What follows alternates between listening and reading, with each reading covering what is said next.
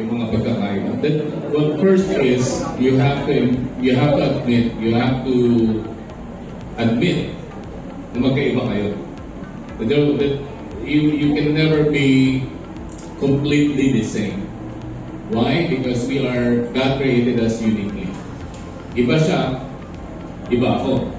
You know, although we see compatibilities about isa, meron kami mga traits na compatible kami sa isa't isa. But the truth is, iba siya, iba ako. And we will never be the same. We will never be completely the same. We try to be the same, pero hindi pa rin kami magiging completely the same. Una, magkaiba yung upbringing namin. Pangalawa, you know, we grew up with different principles sa buhay. And iba yung needs na, iba yung needs ko. So we will always be different. So admit na meron kayong pagkakaiba. Pangalawa is you embrace your differences. Embrace mo yung difference ng misis mo. Meron akong isang mentor that nung bago kami mag-asawa, or I don't know, I can't remember, bago ba kami mag-asawa o mag-asawa na kami. But I heard him say, ang sabi niya, huwag mong baguhin yung misis mo. Embrace mo yung difference niya. Because God created her that way. Si God ang nag-create sa kanya. He is perfect that way. Sabi ko kasi nahihirapan ako na nahihirapan ako na makitungo sa kanya. Nahihirapan ako na ganyan. Parang hindi ko mag-gets yung bakit siya gano'n. Sabi niya, hindi mo kayang baguhin ng tao. But what you can do is you pray for the person. And then let God change the person. So admit na meron kayong differences. Embrace mo yung differences niya. And then you pray for the person. And let God, you know, change the person. So, for example, you know, nung hindi pa kami mag-asawa, or nung early days na mag-asawa kami, meron siyang fear na, I don't know kung ganito lahat ng mga babae, but yung fear niya is, I find it funny, but for her it's a serious thing. You know, yung fear niya is, kapag wala na siyang pera sa wallet, as in literally, pag wala na siyang pera sa wallet, nag-iiba yung ugali niya. Parang nagiging masungit siya, ganyan, nagiging hugnugin na siya, gano'n. And then I realized, no, kaya pala siya gano'n is because meron siyang takot na mawalan siya ng pera. No? So, meron siya mga practical reasons like yung, paano kung hindi siya makahuli, paano walang mapitruhan, mga gano'n. Yun yung takot niya. So, nag-iiba yung ugali niya, natatakot siya kapag nakikita niya yung wallet niya na wala ng pera. Totoo, meron namang pera, kaya lang parang feeling niya wala na. So parang kunyari, 200 na lang yung laman ng wallet niya, feeling niya wala na siyang pera. So, yun yung ugali niya. And then I prayed about it. And you know, habang nakikilala niya ang Panginoon, and habang nakikita niya kung gaano pwedeng pagkatiwalaan ng Panginoon, I didn't have to change her. God changed her.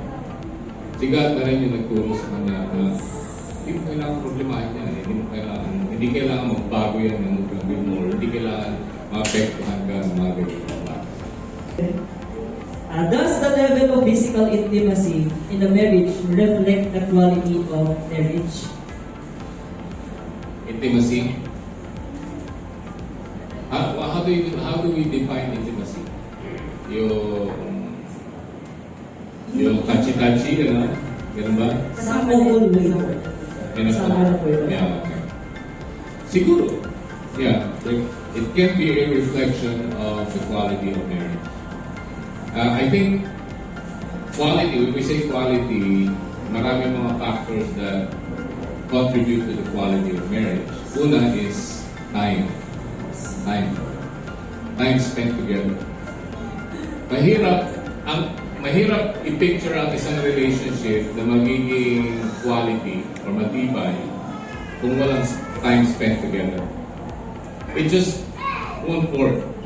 Mahirap maging matibay ang relationship kapag walang time spent together. Remember yung friend mo nung nag-aaral ka pa? Di ba BFF kayo, close kayo? And then nung naghiwalay na kayo, what happened to your relationship?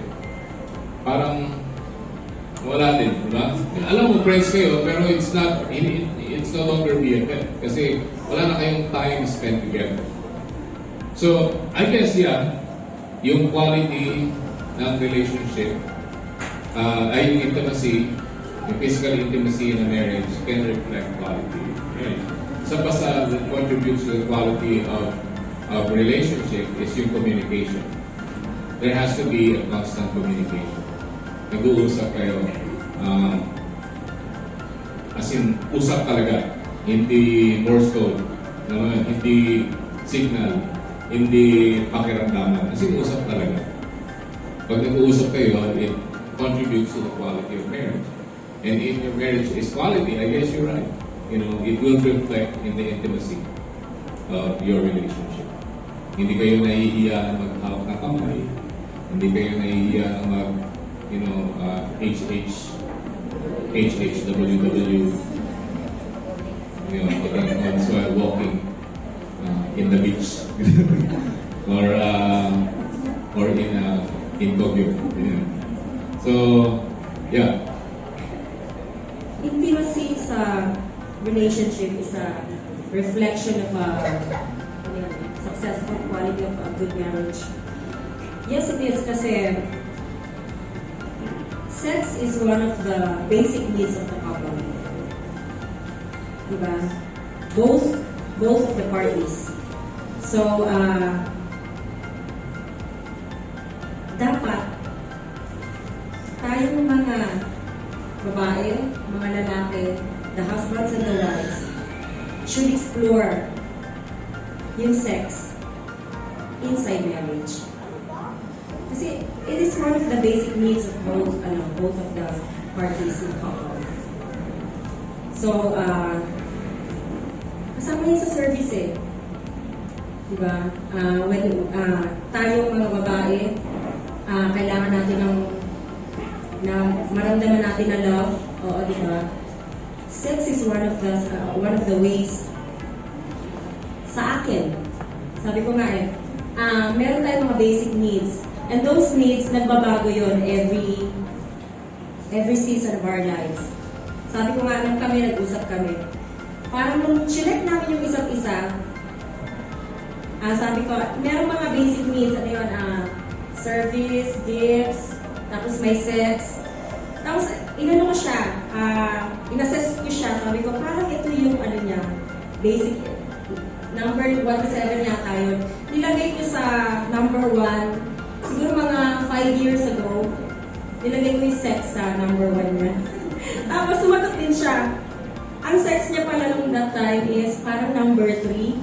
Eh di tawa ko na Number 10 yata eh. Parang number 3. Sabi ko, ay akala ko sex ang primary need mo. Hindi naman sex. Sexy na ako pero hindi yan.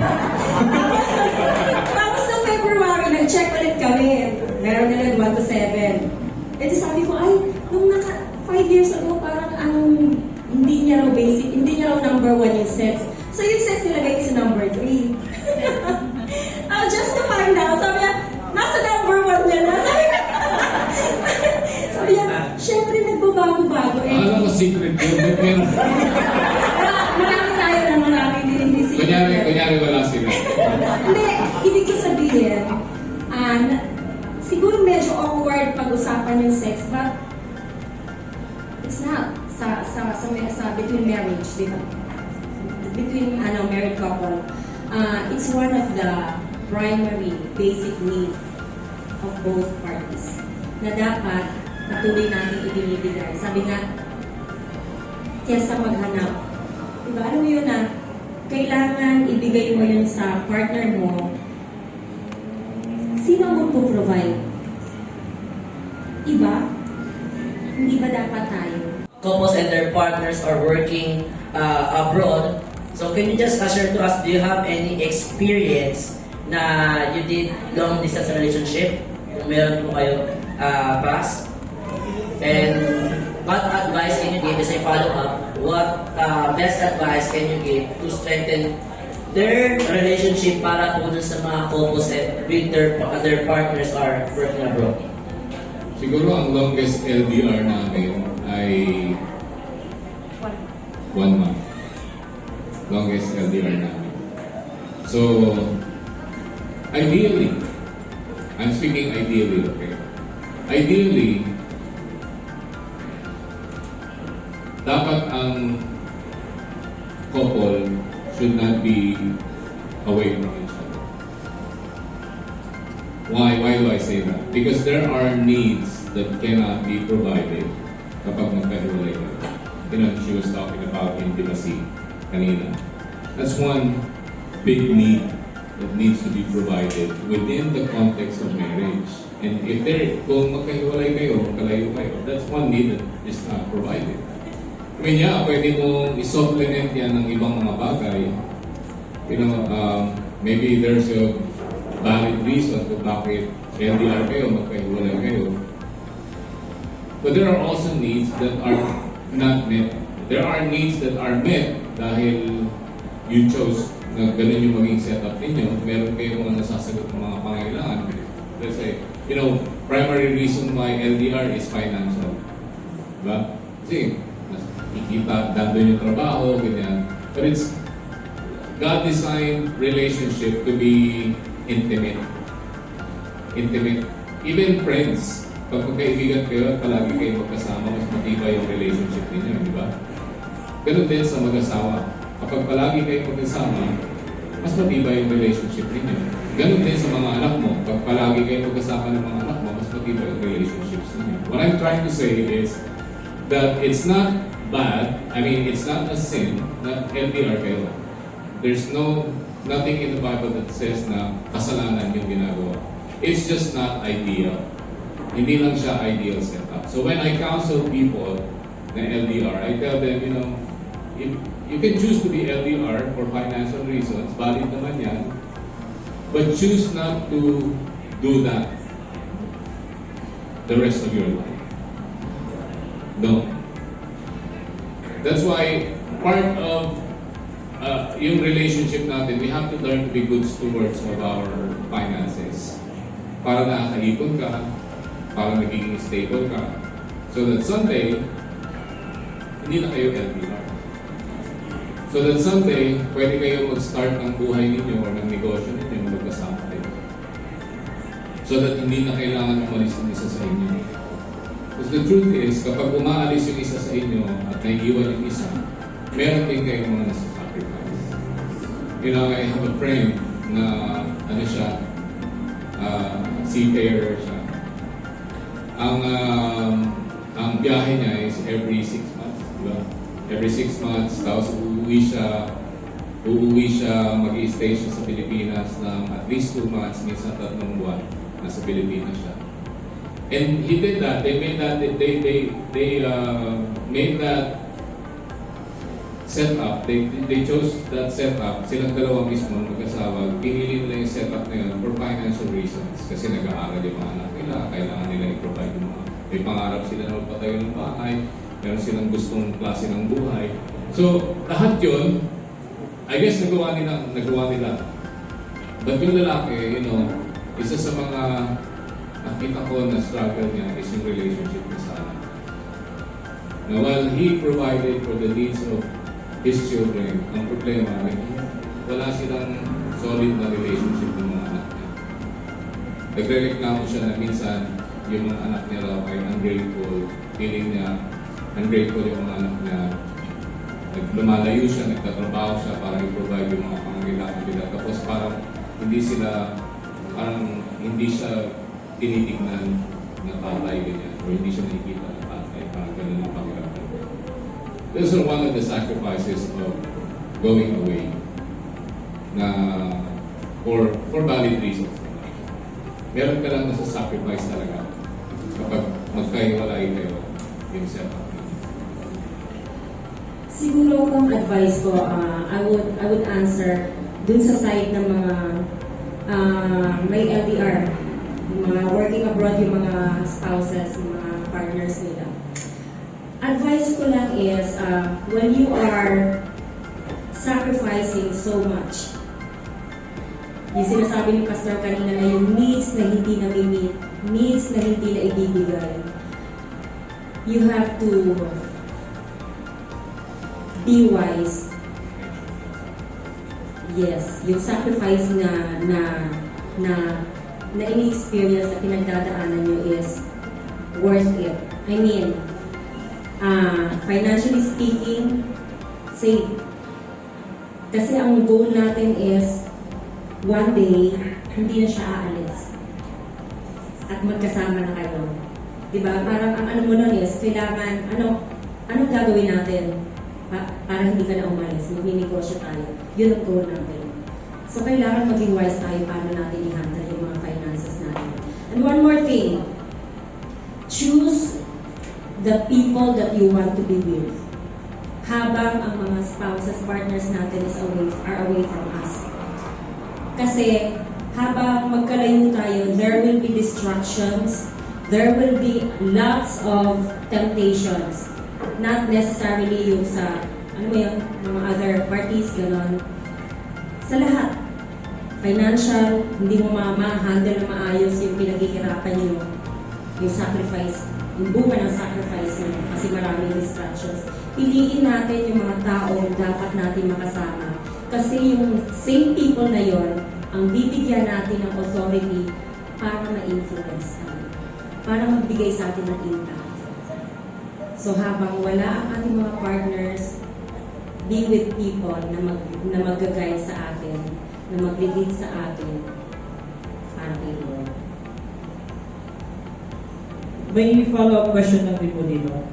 What do you think is the best way to handle conflicts in a long-distance relationship?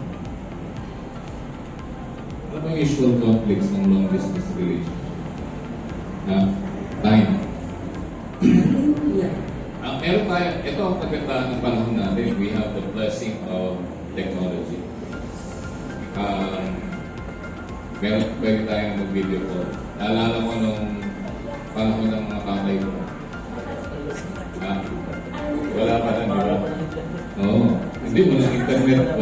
Hindi pa uso yung internet nung panahon ng tatay ko eh. Naalala ko yung mga LDR noon, airmail. Di ba? Airmail. Okay, long distance call. Yeah. But today we have Facebook. You have Messenger, you have FaceTime, you have meron pa bago? Tape? Oo, dati, voice tape. Oo, tama. Tama nung mga panahon yung voice tape. Hindi nyo alam yan, no? Pinenhance kayo. Dati, just para ma-explain ko lang yung sinabi ni Daddy. Dati, ang ginagawa, merong bagay na tawag nila ay tape, cassette tape. So ngayon, wala na yan, di ba? Wala na nga rin CD ngayon. So dati, bibili sila ng tape, bibili sila ng recorder, tapos isasaksak nila, tapos i-record nila yung boses nila. So parang one way lang yung communication. Sabihin mo na lahat ng sabihin mo. Sabihin mo yung lahat ng problema mo. Basta lahat ng gusto mong sabihin, yung mga feeling mo sa mga bata, sasabihin mo. And then, i-mail mo, papadala mo yung tape. Tapos pagdating naman dito, i-play naman nila, tapos mapapakinggan naman nila yung sinasabi mo. So today we have Messenger. Pwede kang mag-FaceTime, pwede kayo mag-video call. So mas madali na i-make up yung time, yung need for communication and time. Although there's no intimacy, walang physical touch kapag video, but at least meron kayong time na nakapag-usap kayo. I know some couples na ginagawa nila is every day nag-uusap sila, nag-video call sila kapag magkahiwalay sila. So, nakapag-usap pa rin sila. I guess you can make up some. Hindi kompleto, pero at least meron kayong nagagawa nyo ng parang. Any opinion about living together before marriage? Ayan. And is living together sin even though you're already engaged? Okay.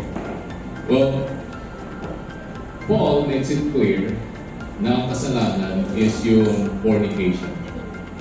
So, ibig sabihin, sex outside of marriage is the sin. But if you can live together as couples, and promise na hindi kayo magsisex, I guess you're fine. I guess pwede yun. But let's be honest, mahirap, di ba? Kasi sa totoo lang, magpikit lang yung balat ninyo, merong spark eh, di ba? Hindi mapaliwanag eh, na spark, and then it will lead you to sin. Now, when there is sin, mahirap isipin na i-bless ni God yung relationship kapag meron sin. So, the question is living together a sin even though you're engaged? Living together is not. Sex is, outside of marriage, is a sin.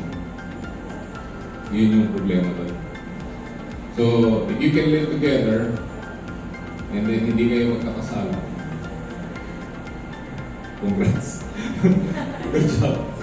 Pero mahirap. Mahirap gawin, no? Mahirap gawin yan. So, my advice is this. Pwede ko ba dagdagan? I know it's not part of the question. Yes, okay na. My advice is this. If you want to be together, if you enjoy being together, why don't you consider getting married? Kung ang iniisip nyo is magastos yan eh. Papakasal, magastos yan. I promise you, pwedeng hindi maging magastos ang pagpapakasal. You talk to Pastor Renz, and he will tell you, hindi kailangan maging magastos ang pagpapakasal. Just get married.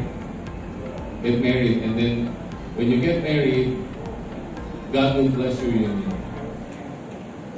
And then, if you, I'm gonna be honest, okay, if you enjoy sex, pagkasal na kayo, enjoy all you want. Parang unmeat chicken na yun. Pang-inasal. Do it all you want. Or as long as you're married.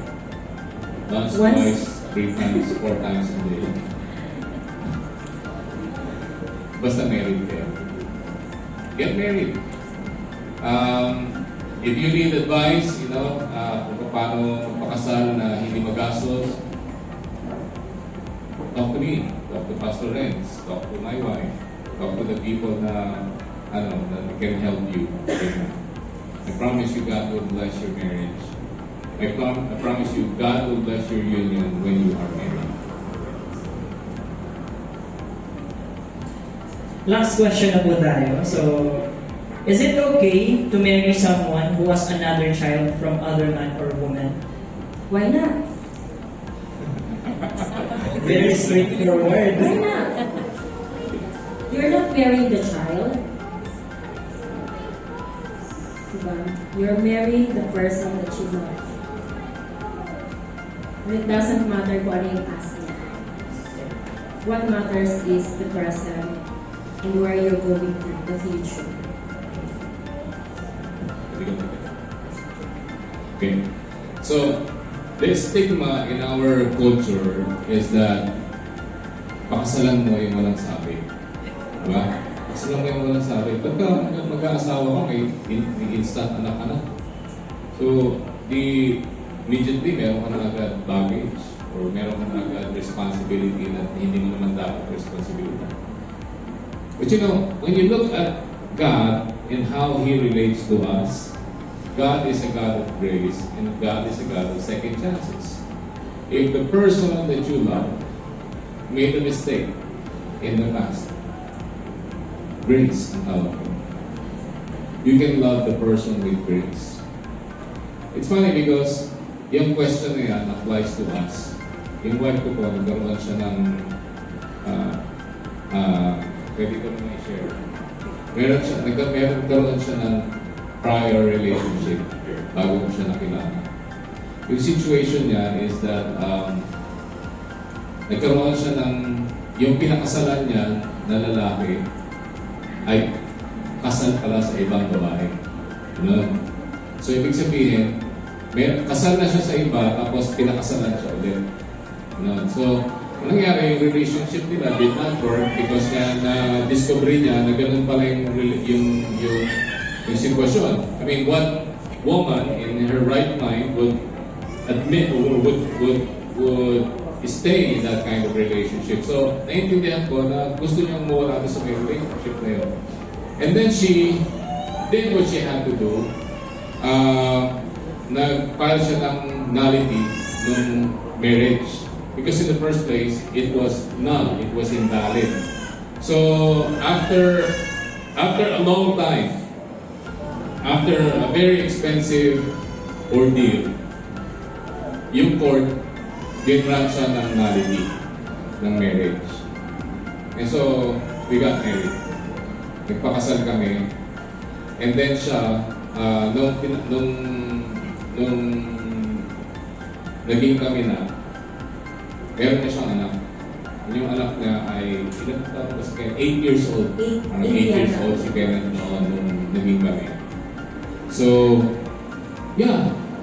I mean, is it okay to marry someone who has another child from another woman, from another man? Ako, yes. For as long as hindi siya kasal, Exactly. hindi siya kasal. Yun. Hindi siya kasal. Kasi meron tayong laws in this land that we have to respect. And then there is also the question, this is my Old Testament that says na dapat ay hindi mo kasalan ng babae na sa something like that. But you know that law applies to a certain race. The Old Testament is actually yung laws ng Old Testament ay specific for a certain race. So some of the things pwede mo i-consider, some of the things are really not for us. Hindi naman yun specific para sa atin. But if you look at God's relationship with people in the Old Testament, you can see yourself in there. That's applicable sa atin. But some of the laws are specific sa Jews, actually sa mga Hudyo. Kaya nga ang tawag sa kanila ay Jewish law. It was specific for the Jews.